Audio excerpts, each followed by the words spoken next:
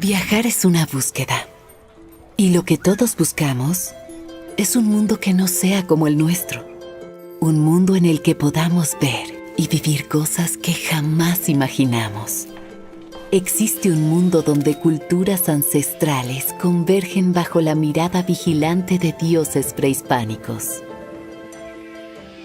Y las playas cristalinas se encuentran a unos metros de los manglares vírgenes.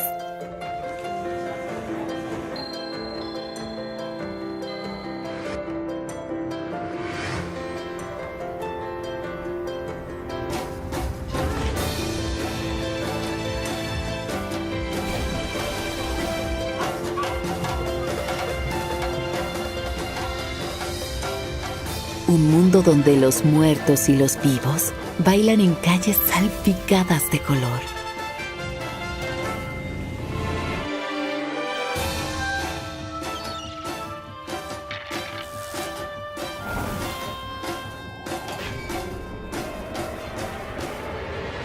Un mundo que despierta el ímpetu por explorar, imaginar y sentir.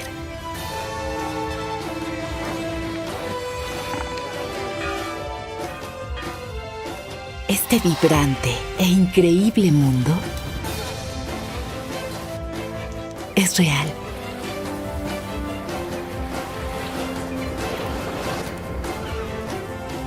La pregunta no es si te interesa venir. La pregunta es, ¿qué tan lejos quieres llegar? México, un mundo en sí mismo.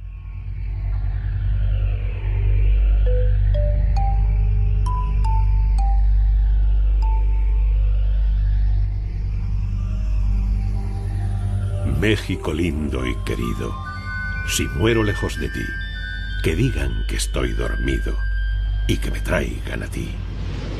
Dice una de las más populares canciones mexicanas que todo el mundo, en todo el mundo, conoce.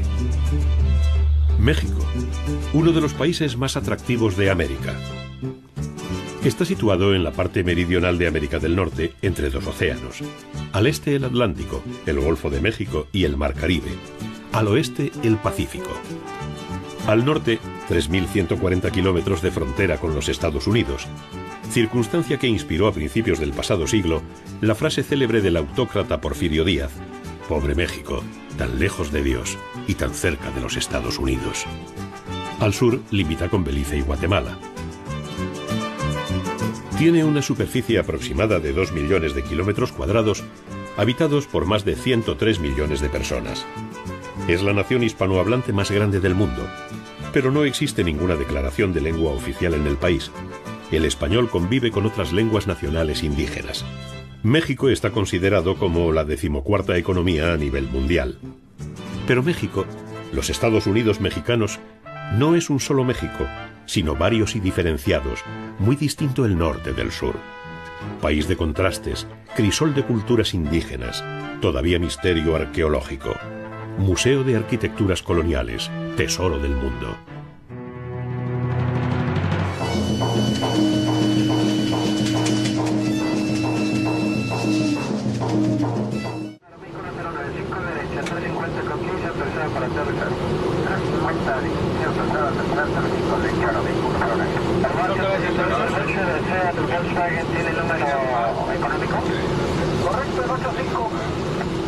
Nuestro avión sobrevuela la Ciudad de México, el Distrito Federal, capital del país, situado a 2.400 metros sobre el nivel del mar.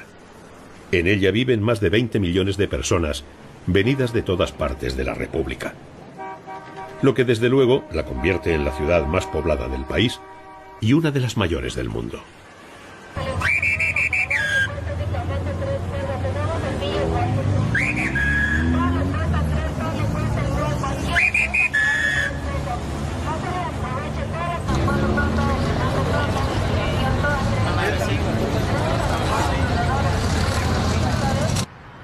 Sí, una ciudad inmensa, febril, superpoblada y contaminada.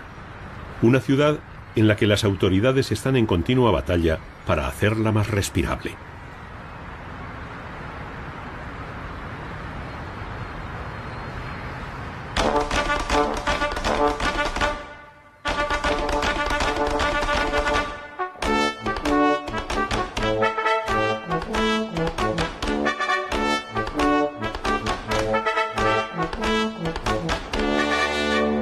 Hace 600 años ya existía lo que hoy es la Plaza de la Constitución, o por su nombre popular, el Zócalo.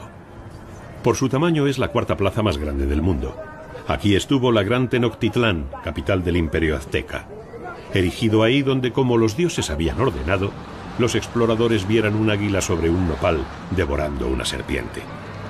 Su nombre, el Zócalo, y con el suyo el de casi todas las plazas de las ciudades de México, proviene de 1843, cuando se comenzó a construir en la plaza un monumento a la independencia.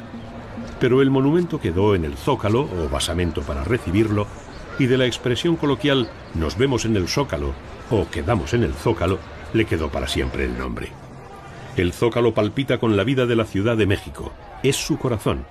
En él, como un corazón real, latió, hasta que fue desenterrado en 1790, el mal llamado calendario azteca, la gran piedra que describe el principio del mundo y en la que se vaticina su fin. Aquí estaba el Templo Mayor y está aún, como podemos ver. Los españoles construyeron sobre él, como era costumbre, la catedral. Así fue también en la misma España, donde los árabes construyeron sobre los lugares sagrados y los cristianos sobre las mezquitas musulmanas. La catedral es el templo más grande de toda Hispanoamérica. Mide 55 metros de ancho por 110 de largo y sus torres tienen 67 metros de altura. En la fachada se observan 3 relieves en mármol blanco. El central representa la Asunción de la Virgen María. El de la izquierda muestra la entrega de las llaves del cielo a San Pedro. El de la derecha, la barca de la iglesia. El altar de los reyes se encuentra en el ábside del templo. Es como un monumento dentro de otro monumento y la obra cumbre del churrigueresco mexicano. Es una talla formada por 3 calles verticales, 2 laterales y una central, adornado todo él por cuadros del pintor Juan Rodríguez Juárez. Fue realizado en maderas preciosas policromadas en una exuberante composición de pilastras y columnas, follaje, guirnaldas y querubines. El conjunto está estofado, revestido con hoja o lámina de oro, lo cual confiere majestuosidad a la obra.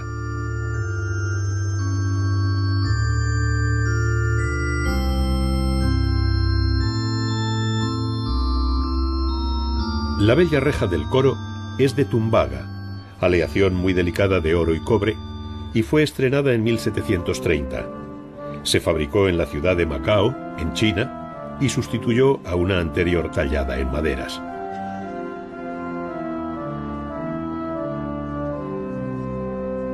La sillería del coro tiene 2 niveles de sitiales y es del gran artista Juan de Rojas. Fue construido alrededor del año 1697.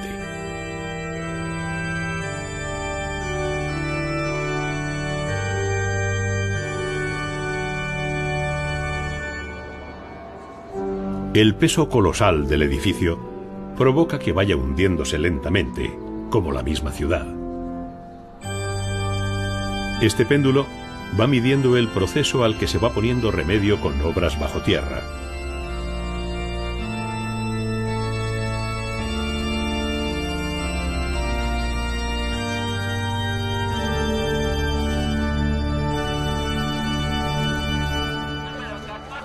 México es la capital más antigua del Nuevo Mundo. En ella se funden los espíritus indígenas y las fuerzas modernas en un insólito crisol que la convierte en una de las ciudades más interesantes del planeta. A un lado de la plaza se levanta el Palacio Nacional. El edificio fue construido en 1563, después de la conquista de la Nueva España, en el terreno de lo que fuera la casa de Hernán Cortés, construida en 1523. El uso original del palacio fue alojar a los virreyes, siendo el segundo virrey, Luis de Velasco, el primero en residir en él.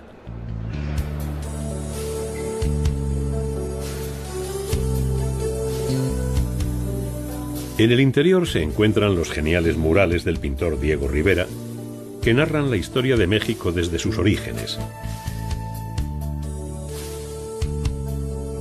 La llegada de los españoles, la independencia y la revolución.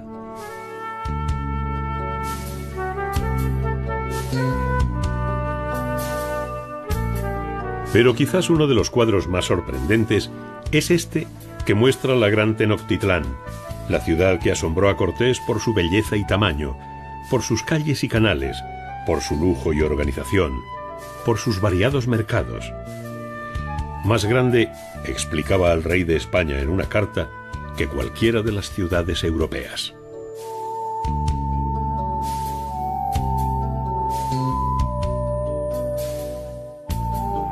El Palacio de Bellas Artes es uno de los edificios más hermosos del centro histórico, con el exterior revestido de mármol italiano y sus grandiosas estatuas.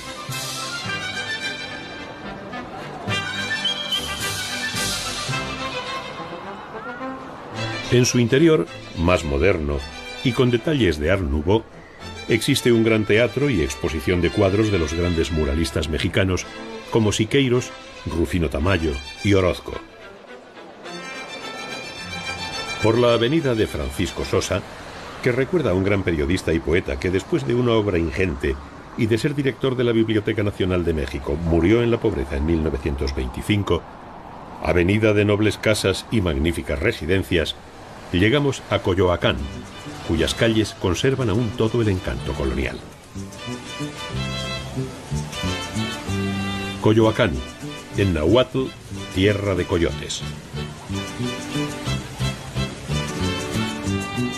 Esta es la casa donde se supone que vivió Cortés con su amante indígena, la Malinche.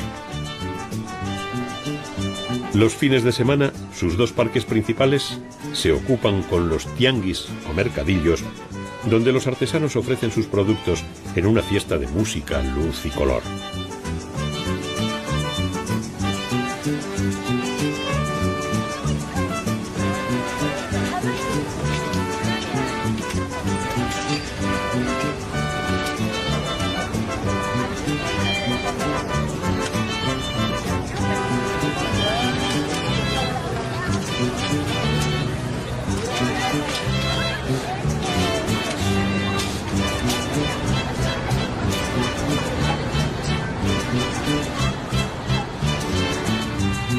Coyoacán, por su grandeza y colorido, estaba destinado a ser barrio de artistas. Aquí está la Casa Museo de Frida Kahlo, la torturada pintora que fue pareja de Diego Rivera, el más conocido muralista mexicano, cuya obra se conoce en todo el mundo. La alcoba de Frida, que sorprende por su aire monacal, apenas alterado por el azul mexicano.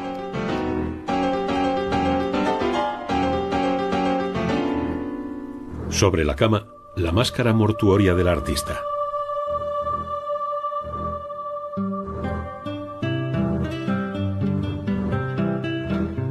La clásica cocina popular mexicana, tal como estaba en vida de la pareja.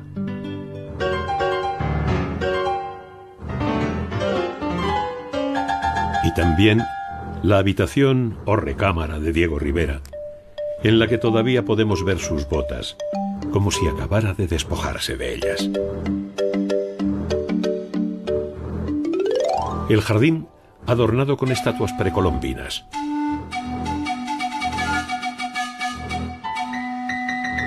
Y ello nos lleva al Museo Nacional de Antropología. Su enorme patio central de 84 metros de largo se sujeta por una única columna de 11 metros. La licenciada Marta Matiella nos habla del museo y su significado. México ha sido descubierto dos veces. La primera cuando llegaron los españoles y la segunda a principios de los siglos pasados. Cuando empezaron a llegar exploradores de otro mundo, científicos, artistas, que redescubrieron aquellos 35,000 lugares perdidos en la selva o en la parte superior de las montañas. Pero el conocimiento más profundo que nosotros los mexicanos tenemos y que nos provoca un enorme placer por la vida es el sabernos herederos de ese mundo prehispánico y del otro que llegó y que provocó en un momento dramático de un encuentro clamoroso y doloroso el surgimiento de lo que nosotros llamamos una raza mestiza. Teotihuacán, la misteriosa ciudad, antigua hasta para los mismos aztecas que la llamaron la ciudad de los dioses, está a 40 kilómetros de Ciudad de México.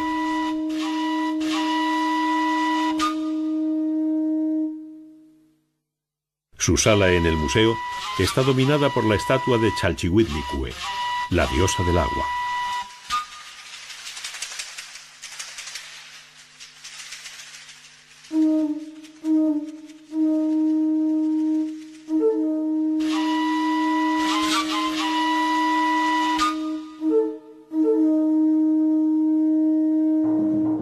Y otra vez, la gran Tenochtitlán, capital del Imperio Azteca. Construida sobre una isla en el centro de un lago, se comunicaba con sus orillas por anchas calzadas de piedra rodeadas de canales. La Venecia de América fue llamada. Preside el conjunto el mal llamado calendario azteca, la piedra del sol en la que se describe el principio y el fin del mundo.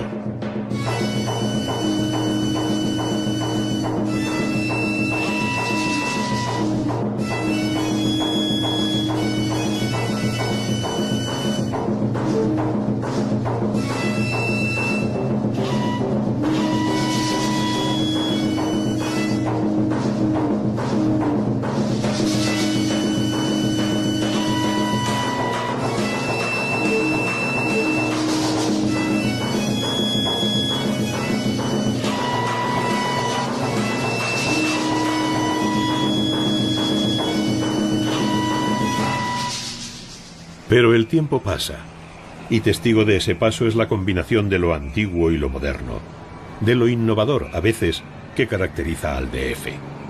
El contraste entre sus casas y palacios señoriales con el bullicio de una ciudad de hoy.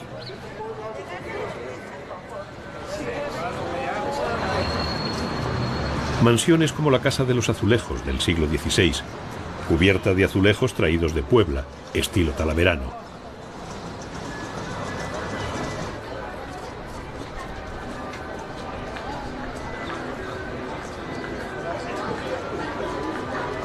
O el Palacio de Iturbide, construido entre 1779 y 1785, ejemplo de la arquitectura civil barroca del Nuevo Mundo.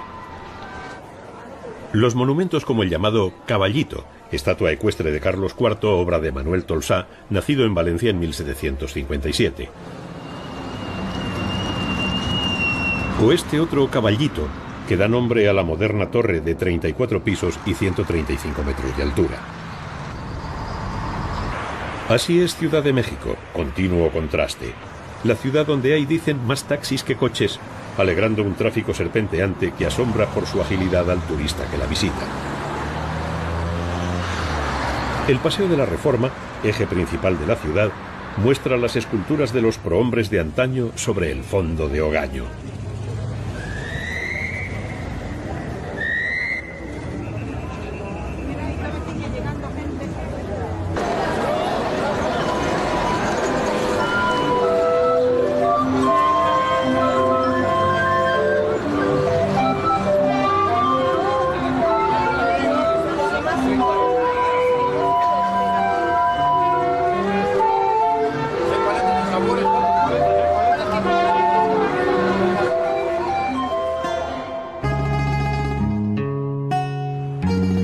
Ciudad de México, Distrito Federal, que sus habitantes consideran custodiada por el Ángel de la Independencia, obra del arquitecto Antonio Rivas e inaugurado el 16 de septiembre de 1910.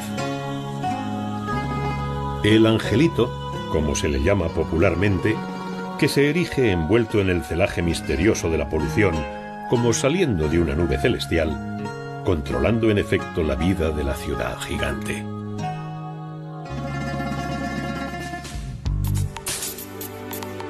Hacia el Atlántico, desviándonos un poco al sur, entramos en el estado de Puebla, que linda con el de Tlaxcala, dominados ambos por el volcán Popocatépetl.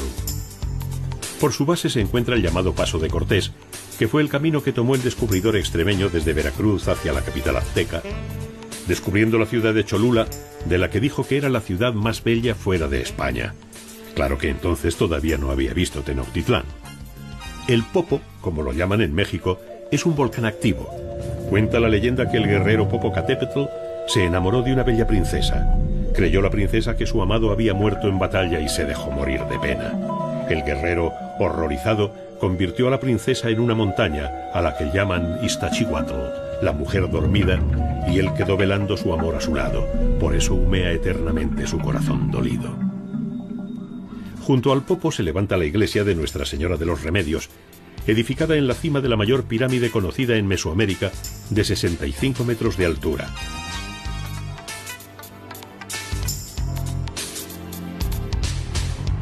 Y llegamos a Puebla, capital del estado, cuarta ciudad en importancia de la República Mexicana. Fue fundada por los españoles en 1531, con un diseño de cuadrícula extraordinariamente moderno y práctico que aún hoy facilita el tráfico y el transporte por la ciudad.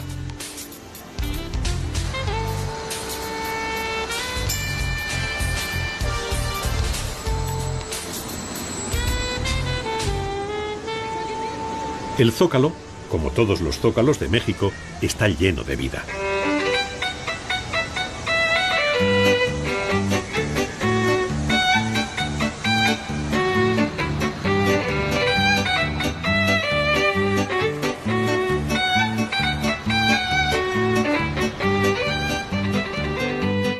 Dos joyas se dice que tiene Puebla.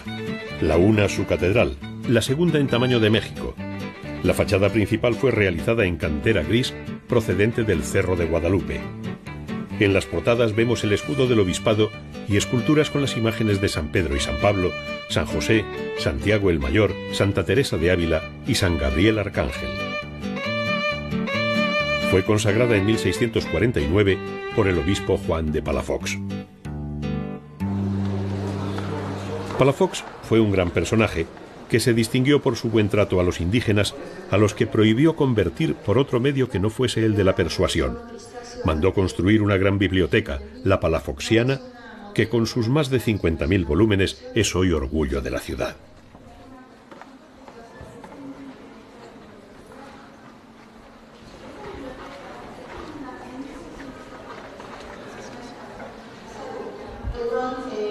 Las colecciones de concilios, ascética, mística, patrística, apologética, que son materiales que se enseñaban a los seminaristas. Y la otra joya de Puebla es la corona de su gastronomía, el famoso mole poblano. El mole era un plato precolombino, plato de emperadores aztecas. Sin embargo, fueron las monjitas del convento de Santa Clara las que le dieron su forma definitiva, preparándolo para el obispo y virrey en funciones Palafox.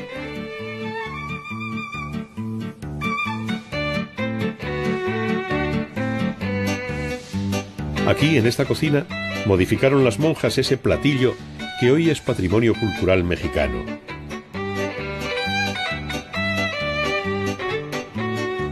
Plato complejo con enorme cantidad de ingredientes y sin embargo de muy fácil digestión. Pero, ¿qué es exactamente el mole? El chef Alonso Hernández nos lo cuenta. Los chiles más típicos para hacer el mole poblano, los chiles mulatos, el chile pasilla, el chile ancho, ¿sí? Algunas frutas, como una manzana, un plátano, y especies como semilla de ajonjolí, almendras, semilla de cilantro, canela, ¿sí? Y el ingrediente principal, el chocolate mexicano. El comal es la herramienta principal de la cocina mexicana. Podemos ver cómo cambian de color por dentro. Eso quiere decir que nuestro chile está listo. La función de la tortilla va a ser que nos dé un brillo en nuestro mole y que sea como un espesante. Vamos a moler los plátanos y la tortilla quemada. Vamos a moler nuestros vegetales con el mismo líquido donde se hirvieron los chiles. Hemos frito las dos salsas y finalmente vamos a agregar el chocolate.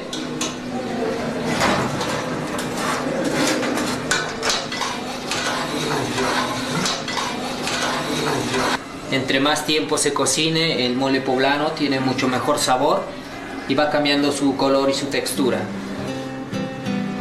Muy probablemente se comía un mole poblano la noche del 18 de noviembre de 1910 en casa de Aquiles Cerdán Alatriste, entre su familia y amigos, mientras charlaban e intrigaban sobre la insurrección preparada para 2 días después, el 20 de noviembre. El hecho fue que las fuerzas de Porfirio Díaz se adelantaron y los sorprendieron. Se inició un tiroteo. Amigos y familiares resistieron varias horas, pero al fin fueron exterminados. Se puede decir que en ese momento comenzó la Revolución Mexicana.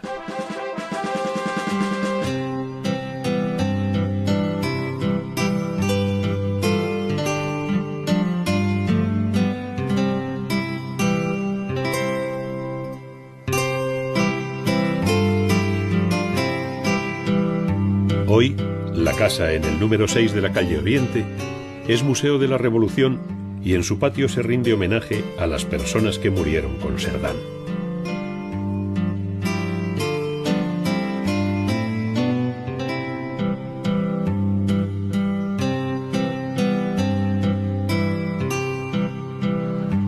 Pero sigamos paseando por la ciudad y nos encontramos con la casa del alfeñique. Ya saben ustedes que alfeñique se llama, o llamaba, a esa pasta de azúcar cocida y estirada en barras muy delgadas y retorcidas. De alfeñique se diría construida esta casa, barroca y churrigueresca, donde se combina el ladrillo y el azulejo.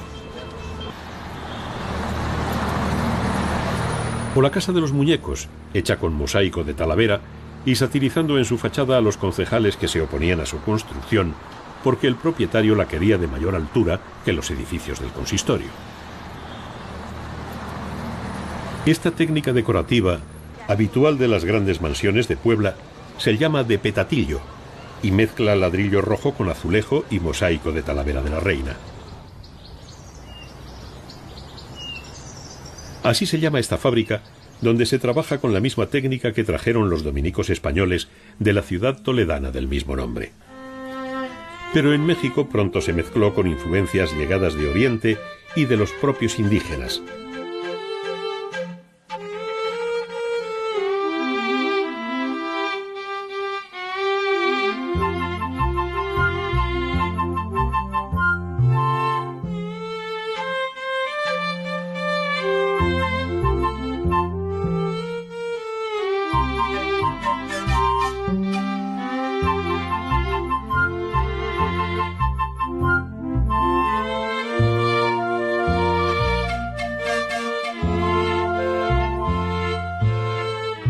Hoy, en esta Talavera, se fabrican unas piezas de marcada personalidad sin por ello renegar de su origen.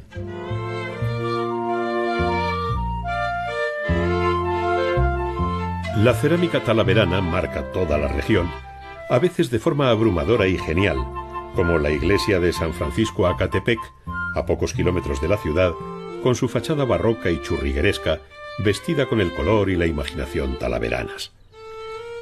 Tal es la fuerza de esta portada, que en sí misma es ya un retablo al que muchos visitantes rezan desde el exterior.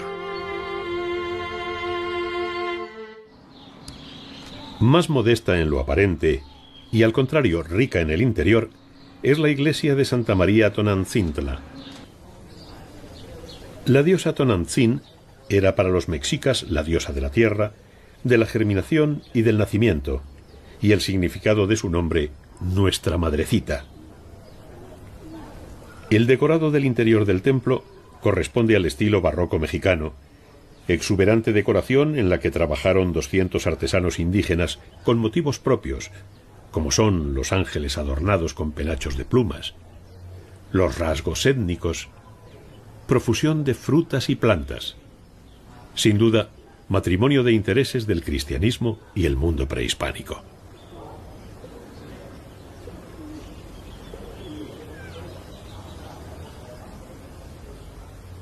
Testigo de todo, entonces y ahora, el volcán Popocatépetl, llorando siempre su pena con lágrimas de humo y de fuego.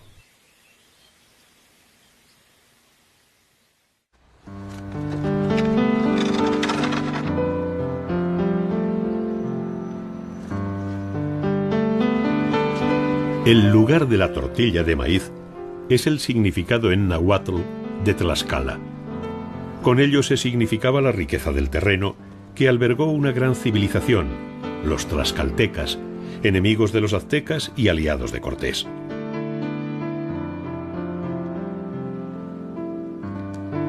En esta capilla del exconvento de San Francisco fueron bautizados los 4 jefes tlaxcaltecas que se aliaron con el capitán español para luchar contra los aztecas.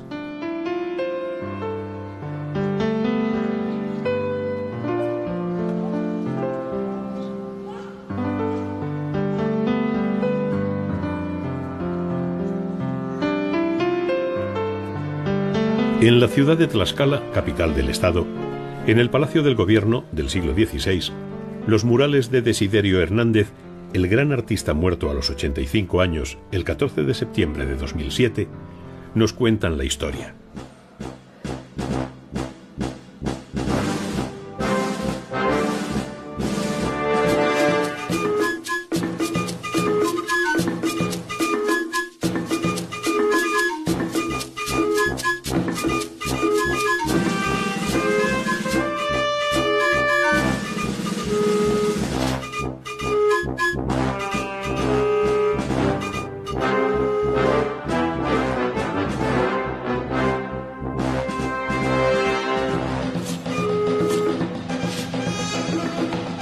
Los tlaxcaltecas se unieron a Cortés y con su ayuda conquistó Tenochtitlán.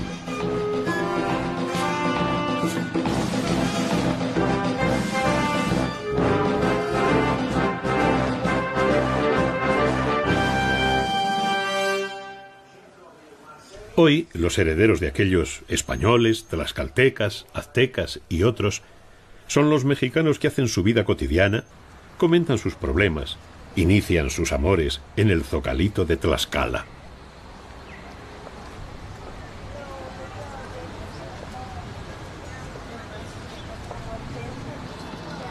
Y siempre la leyenda. A solamente 1 kilómetro de la ciudad se levanta la Basílica de Ocotlán, edificada para obedecer el mandato de la Virgen, que se apareció en 1541 a un indígena llamado Juan Diego Bernardino, al que entregó su manto lleno de flores. En el interior, el visitante se asombrará ante los dorados retablos barrocos hechos en el siglo XVII por el indígena Francisco Miguel Tlayotehuanitzin. Y podrá admirar la pura ingenuidad de las pinturas con las que se representa la aparición de la Virgen.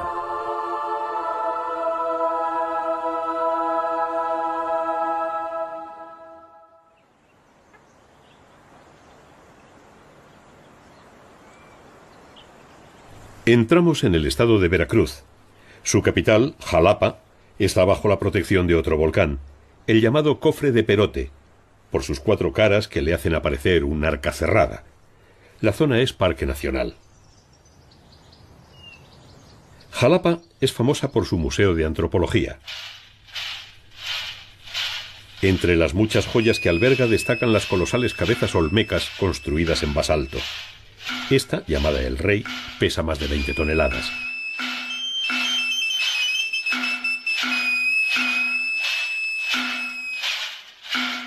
La coraza escamosa que recubre esta figura de terracota representa la piel de los enemigos desollados con la que se vestía el gran sacerdote para ciertos rituales.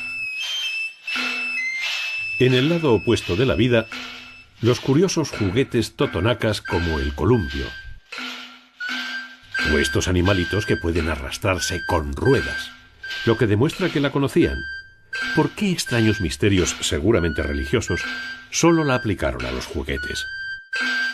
También nos sorprende la cultura totonaca al ser la única civilización de toda Mesoamérica y nos atreveremos a decir del mundo que representa en sus figuras alegóricas la sonrisa.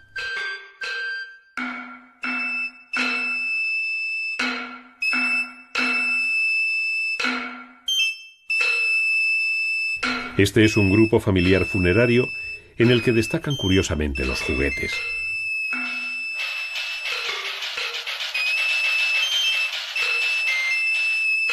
Una urna funeraria olmeca, que no nos confunda el gesto adusto de la figura, velaba por el alma de un niño.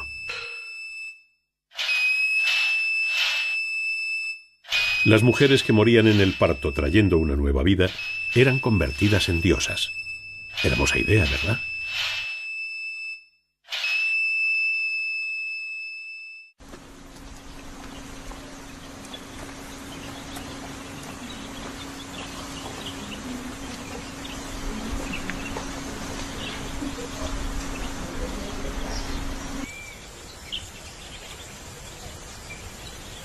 Muy cerca de Jalapa, en Coatepec, zona cafetera y paisaje de ensueño, nos encontramos con la hacienda El Trianón.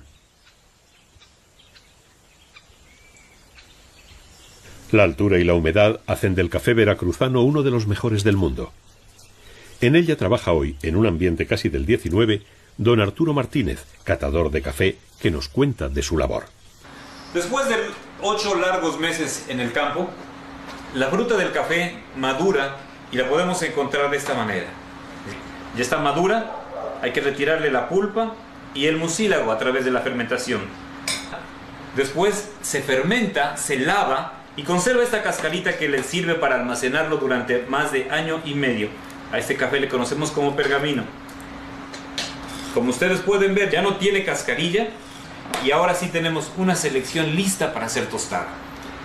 Al pasar al tostado, el café adquiere su sabor, adquiere sus características. El café alcanza todo lo que es el completo aroma, cuerpo, sabor y acidez.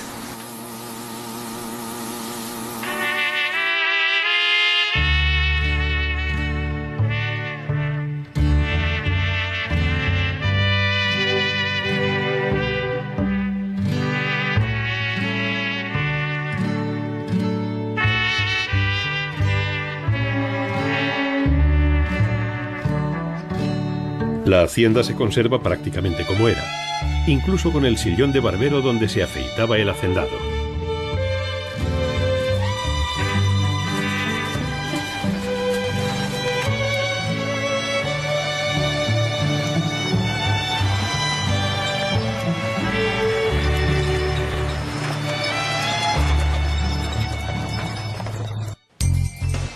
A 90 kilómetros de Jalapa está Veracruz, la que fue llamada Villa Rica de la Veracruz. Rica por sus riquezas.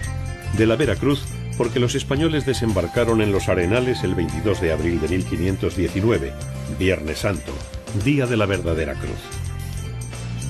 A Veracruz, sin duda el puerto más importante de México, es hermoso llegar por el mar. El fortín de San Juan de Ulúa, cargado de historia, fortaleza desde el siglo XVI, defensa contra los piratas, luego prisión y finalmente en 1915 Palacio Presidencial de Venustiano Carranza. En una de estas celdas frías, que llamaban tinajas, cuenta la leyenda, estuvo prisionera la mulata de Córdoba, una bella hechicera condenada por la Santa Inquisición. El día antes de su ejecución, dibujó en uno de los muros de su celda con un trozo de carbón un barco, sopló sus velas y huyó en él, desapareciendo en el mar. San Juan de Ulúa fue el último baluarte de España en México. La flota mexicana que lo recuperó estaba mandada por don Pedro Sainz de Baranda.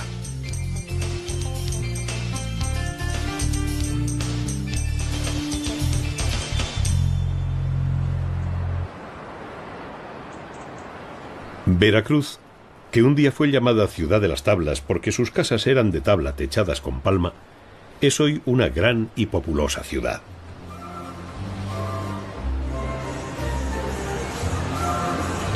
En los portales, como llaman a las arcadas del paseo, se extienden las terrazas de los cafés.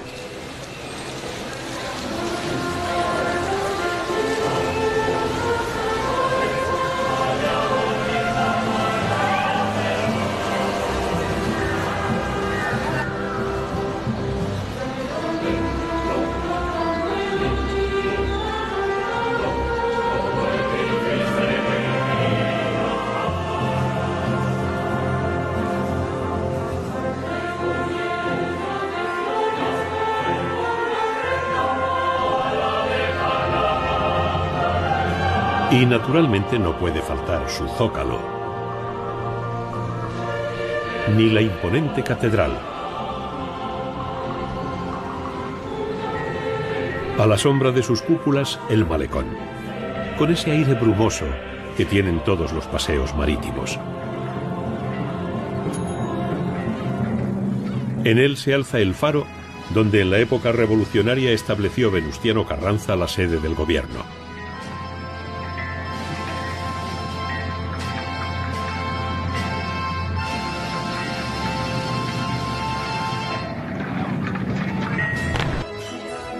Cerca se halla el Gran Café de la parroquia, fundado en 1808, donde es fama que se sirve el mejor café de México y donde se sigue llamando a los meseros con el tintineo agradable de la cucharilla en el vaso.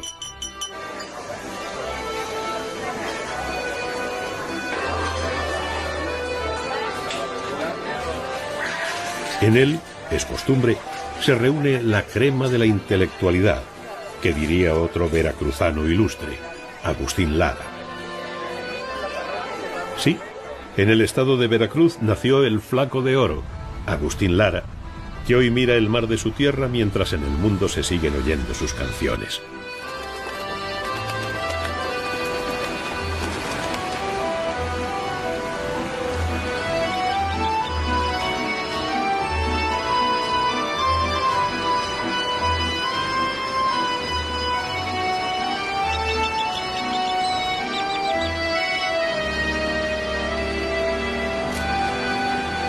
Y es que esta es una ciudad de músicos. En cuanto llega la tarde, en portales y plazas suena la música y se reúnen las gentes y bailan el frenético zapateado o el dulce y romántico danzón, convirtiendo en salón de baile todo el puerto de Veracruz.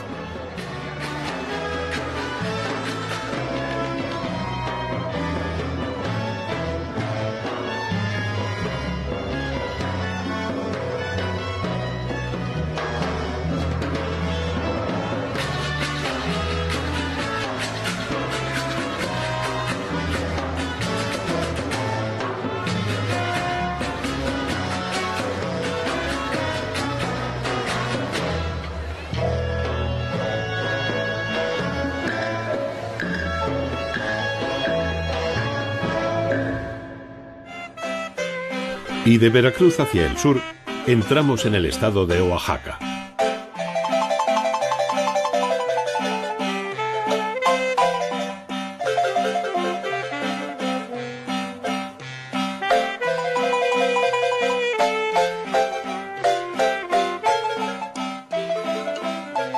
Cruzando un misterioso paisaje, vamos atravesando el estado de Oaxaca.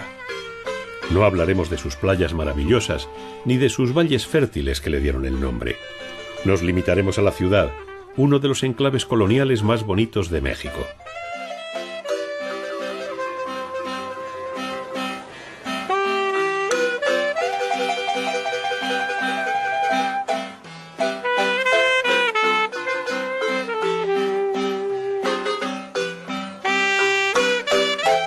Comenzada a construir en 1529, en tierras de mixtecos y zapotecos, en un feraz valle en la falda de la Sierra Madre del Sur.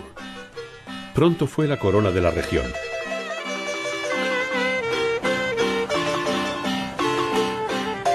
La llamada Plaza de Armas, su zócalo, está cerrado al tráfico, convirtiéndolo así en una de las plazas más bonitas y alegres de México, prácticamente en un parque, donde los oaxaqueños se distienden, se reúnen y escuchan pacíficamente la casi constante música de los marimberos.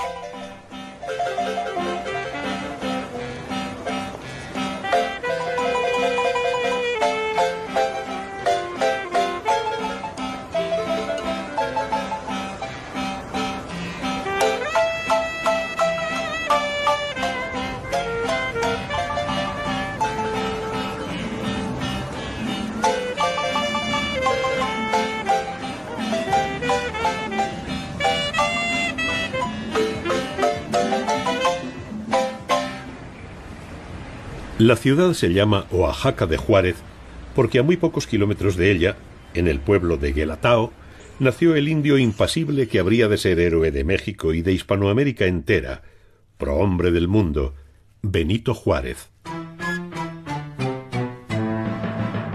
Pronto la familia donde trabajaba como pastor se dio cuenta de sus dotes y se lo trajo a vivir a la ciudad. A los 13 años aún no hablaba español. En 1833 fue elegido diputado, luego gobernador del estado. En 1857 presidente de la República. Derrotó al emperador Maximiliano, impuesto por las potencias europeas. Falleció en 1872 en Ciudad de México. Todo en Oaxaca recuerda al indio impasible. el Parque Juárez. El mercado de Juárez, quizás el homenaje más verdadero por lo que tiene de vivo, de cotidiano, de luz, aromas, colores, porque en él trabajan o zanganean sus gentes. Porque simboliza el día a día de Oaxaca, el comercio, la vida en suma.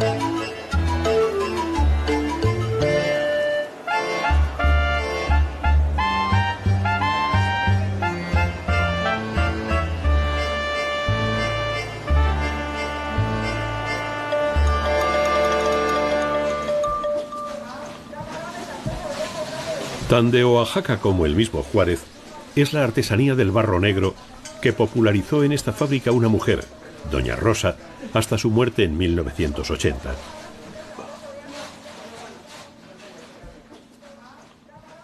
Uno de sus descendientes, don Valente, que sigue trabajando el barro, nos cuenta sus características.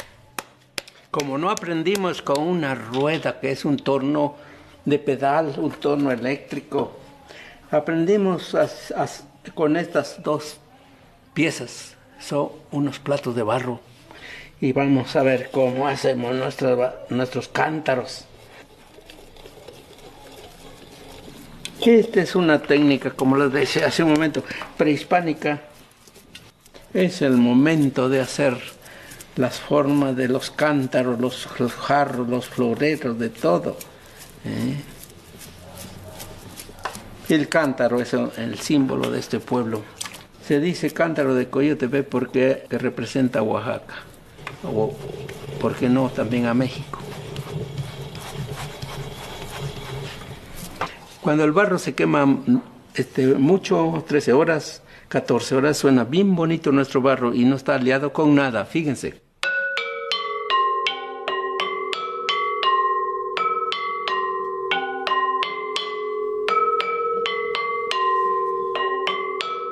A principios del siglo XX, el arqueólogo Alfonso Caso y su equipo inicia excavaciones en Monte Albán. Monte Albán, la antiquísima ciudad zapoteca, no fue conocida en la época de la conquista. Proeza de la ingeniería, la ciudad ceremonial se asienta sobre la montaña aplanada, en pleno centro del valle. En 1987, junto con el casco histórico de la ciudad, fue declarada por la UNESCO Patrimonio de la Humanidad. Los restos, encontrados en las tumbas por el arqueólogo Caso, son hoy importantes piezas de museo.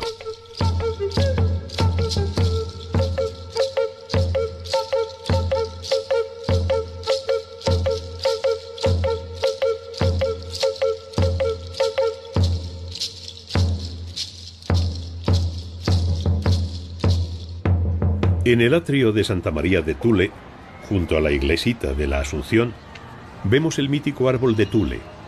Es un sabino, en México un ahuehuete, considerado el árbol más grande del mundo. Se le estima una edad de 2000 años, su altura es de 40 metros y el perímetro de su tronco de 42. En la madera retorcida de su alma, en sus brazos y ramas, ha querido la casualidad u otra cosa más misteriosa representar formas que pueden reconocerse como figuras zoológicas o antropomórficas.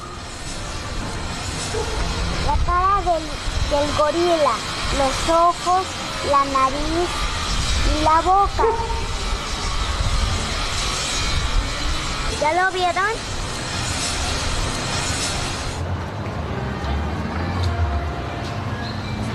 El elefante, las patas, la cola, la trompa, el ojo y la oreja.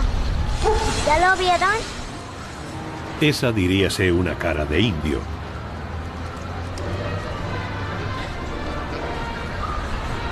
Y aquí vemos claramente un león.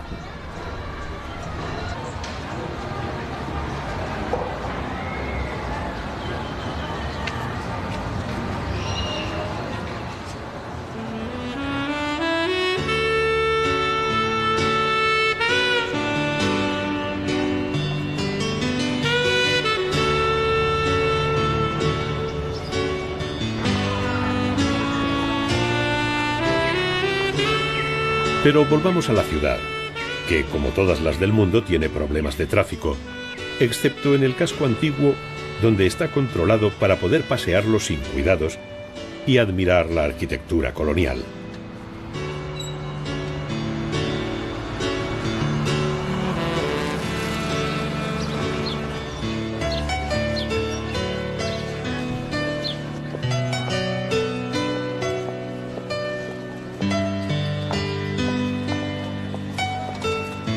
Esta es la magnífica iglesia de Santo Domingo. Comenzada en 1572, tardó 2 siglos en acabarse. Contrasta la sobriedad casi castellana de su fachada con el deslumbrante interior de dorado barroquismo, como el de este árbol genealógico de Santo Domingo de Guzmán, que nos conduce a la nave principal, flanqueada por capillas laterales.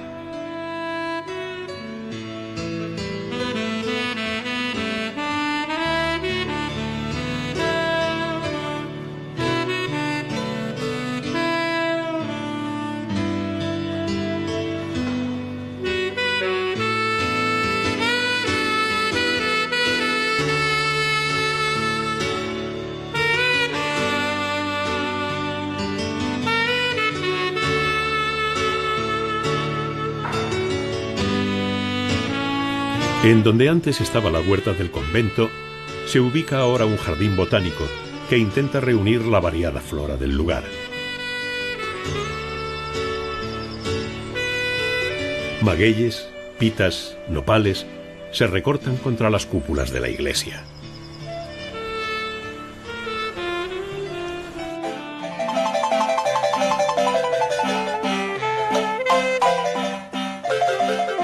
Así, no podemos darles más en una mirada tan rápida, es Oaxaca, como una fiesta surrealista.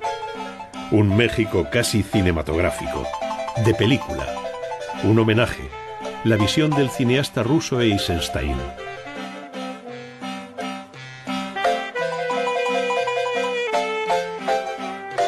Oaxaca.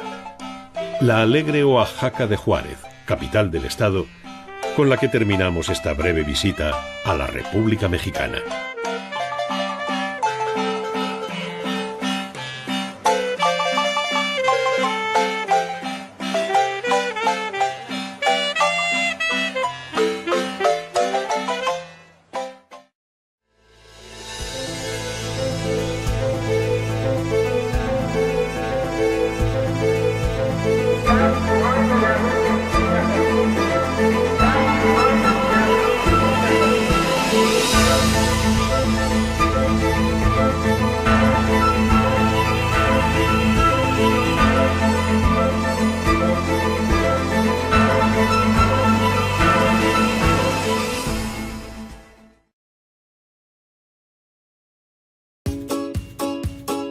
Dicen que los pueblos mágicos de México son 121 destinos turísticos a lo largo y ancho del territorio nacional. Cada uno con símbolos, leyendas e historias muy particulares. Lo principal es la preservación de estos sitios, tanto en su contexto natural como cultural. Son bienvenidas todas las personas que tengan respeto por nuestra gente, por nuestras costumbres y nuestras tradiciones. Dicen también que representan alternativas para los viajeros nacionales y extranjeros, sobre todo aquellos que buscan descubrir el México profundo. Son los lugares para realmente desconectarse, para disfrutar de la familia. Y lo fascinante en México es que tienes opciones con culturas y maneras de ser y de vivir muy diferentes. La variedad gastronómica es enorme. Encuentras desde una cocina clásica y básica hasta algo muy innovador, contemporáneo. Siempre decían cosas maravillosas del lugar, del espacio, del clima, de la atmósfera. Los pueblos mágicos de México son turismo y aventura. Yo fui el primero en volar aquí en el 78. Resultó increíble, uno de los mejores del mundo, sin duda el mejor en México. Son gastronomía, música y color. No es una cocina que sea pretenciosa ni aspiracional, es todo lo contrario, es cercana, es humilde, es humana. Los pueblos mágicos de México son naturaleza y cultura. Para mí que sigan las costumbres, porque pues ¿qué haríamos también? Nos perderíamos, seríamos unos, pues no sé qué. Son orgullo y tradición. Yo creo que en el pueblo está la respuesta al verdadero México. Siempre le da a uno, más que nada, orgullo de saber que el trabajo de uno pues anda por todo el mundo, ¿no? Uyutzileteche, talesh, ashimbatonesh. Pero chay guay te sukingele bela, kit anya te tulakli puksikan, machenga hok itani. ¿Pero qué hace mágico a un pueblo mágico? Mi mamá me enseñó a mí, ahora yo enseño a mis hijos y ahora ya estoy enseñando yo a mis nietos. Su gente, por supuesto. Por eso yo les invito a todos, visiten estos lugares porque son mágicos. Mi nombre es Pata de Perro, pero también me conocen como Alonso Vera. Descubramos juntos las historias más inspiradoras y las mejores experiencias de vida en los pueblos mágicos de México. Todo en voz de sus verdaderos protagonistas, sus habitantes.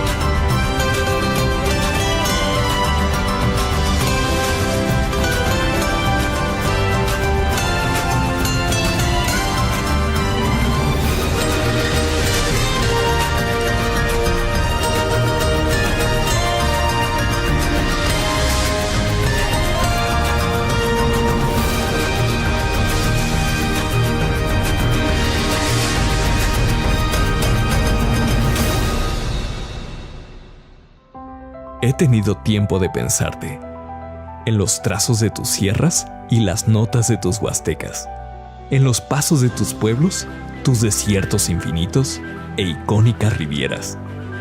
Hoy, cuando te pienso, me imagino en todos tus rincones, navegando en los manglares de San Blas y en las alturas de Valle de Bravo, saboreando las recetas de Riviera Mazatlán y con la ruta del cacao en Comalcalco, descubriendo senderos en Chipinque, excursionando entre la Sierra de Órganos o cabalgando en San Miguel de Allende, durmiendo en un viñedo en Valle de Guadalupe o en el bosque de la Sierra Fría, admirando a tus fascinantes visitantes, las ballenas en Loreto, las majestuosas aves de Calakmul, los santuarios de mariposas en Michoacán y las tortugas de Manzanillo, aventurándome en tu Huasteca Potosina, en las dunas de Bilbao o en los rápidos de Jalcomulco, practicando sandboarding en Playa de San Carlos o en una bici en las montañas del Desierto de los Leones, descubriendo los prismas en Huasca de Ocampo, al correr por la Sierra Tarahumara y en los atardeceres de Pie de la Cuesta, disfrutando de tus noches en la Sierra Gorda, con una lluvia de estrellas en Mapimí o rodeado de luciérnagas en Nanacamimpa, descubriendo en una balsa Celestún o la selva Lacandona, saltando desde los cielos de Atlixco o en los amaneceres de Tequesquitengo, disfrutando de las playas de Tampico y la ruta Costa Alegre de Jalisco, surfeando las olas de Oaxaca o explorando los mundos submarinos de Puerto Morelos. México, tengo muchas maneras de recordarte. Quiero verte, escucharte, sentirte y vivirte.